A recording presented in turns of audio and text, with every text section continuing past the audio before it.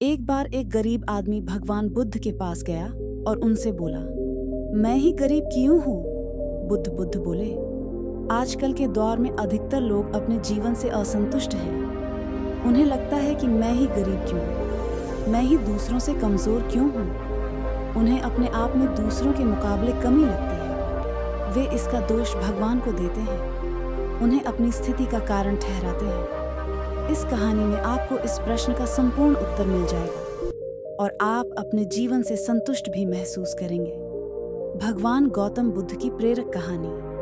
बहुत समय पहले की बात है। एक गांव में धर्म उपदेश देने के लिए लगे हुए शिविर में भगवान गौतम बुद्ध पहुंचे। गांव के लोग अपनी अपनी समस्याएं लेकर उनके पास जाते और उनसे समाधान प्राप्त कर नई ऊर्जा के साथ वापस लौटते। गांव के बाहर एक गरीब राह में बैठा बुद्ध के पास आते जाते लोगों को निहारता रहता। उसने क्या देखा? दुखी चेहरा ली भारी कदमों से लोग भगवान गौतम बुद्ध के शिविर में जाते और नई ऊर्जा के साथ चेहरे पर खुशी व आनंद लिए वापस लौटते। गरीब ने सोचा, क्यों ना मैं भी भगवान के पास अपनी समस्या लेकर जाऊं। यह सोचकर हिम्मत करके वह भी शिविर की ओर चल देता है। शिविर में एक एक कर क्रमबद्ध तरीके से व्यक्ति को प्रवेश मिलता है, इसीलिए वह भी अपनी बारी की प्रतीक्षा करने लगा। जो कुछ उसने रास्ते में देखा, अब यहाँ उसे साक्षात देखने को मिल रहा है। लोग एक एक कर अपनी समस्याएं बता रहे थे। भगवान गौतम बुद्ध चुपचाप शांति से सबकी समस्या सुनते और जवाब देते। उसकी भी बारी आई। उसने भगवान गौतम बुद्ध को प्रणाम किया और बोला, भगवान, मैं ही गरीब क्यों? भगवान गौतम बुद्ध मुस्कुराए और बोले, तुमने कभी किसी को दिया ही नहीं, इसलिए गरीब हो। इस पर वह आश्चर्य से वह भगवान गौतम बुद्ध का मुंह ताकने लगा और बोला, भगवान, मेरे पास कुछ देने के लिए है ही नहीं। बड़ी मुश्किल से गुजारा हो पाता है और कभी कभी तो भूखे ही सोना पड़ता है। इतना गरीब हूँ। भगवान गौतम बुद्ध शांत भाव से बोले, तुम्हारे पास एक चेहरा है, किसी को भी मुस्कुराहट दे सकते हो। तुम्हारे पास मुंह है, किसी को भी प्रशंसा भरे कुछ शब्द दे सकते हो। जो हाथ तुम्हारे पास है, किसी की भी मदद कर सकते हो। दरअसल जिसके पास में ये तीन चीजें हैं, वह भला कैसे गरीब हो सकता है? गरीबी का भाव मन में होता है। मन से यह भ्रम निकाल दो। लोगों को देते जाओ, गरीबी अपने आप ही दूर हो जाएगी। यह बातें सुनकर उस गरीब का चेहरा दमक उठा। उसे अपने प्रश्न का उत्तर मिल चुका है।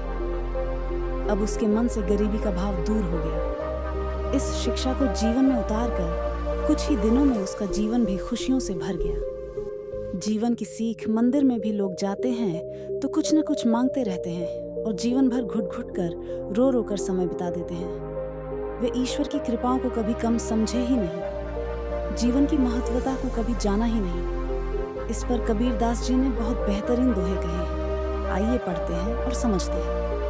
सबके पल्ले लाल हैं सभी साहूकार, गांठ खोल परखा नहीं, या विधि रहा कंगाल। यानी सभी के पास ज्ञान है जो कि ईश्वर की अनमोल देन है, जिसे हम कभी जानने समझने की कोशिश ही नहीं की, इसलिए हम सुख का आनंद नहीं ले पाते। मित्रों, मनुष्य जीवन एक अनमोल अवसर है और विधाता की असीम कृपा का तोहफा है। हमारा सर्वप्रथम यह कर्तव्य होता है कि हम उस परम परमेश्वर की इनायतों को समझें, ईश्वर की कृपा को जानने की कोशिश करें। और इसका सबसे आसान तरीका है खुद को समझना। हमारा अस्तित्व क्या है, हमारा लक्ष्य क्या है, हमारे क्या कर्म, अच्छे कार्य है, आदि आदि।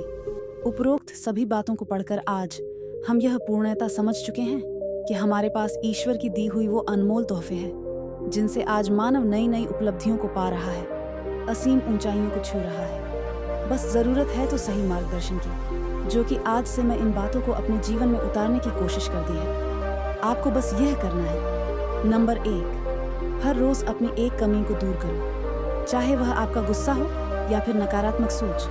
नंबर 2, जब भी कुछ सोचो तो अच्छा सोचो। नंबर 3, अगर कुछ करना का सोचा है तो तब तक उसके पीछे लगे रहो जब तक कि वह काम हो नहीं जाता। नंबर 4, अपने सुझाव और सवाल मुझे कमेंट बताइए। और नंबर 5, चैनल सब्सक्राइब कर बेल आइकन दबा दीजिए। नमो बुद्धाय मित्रों।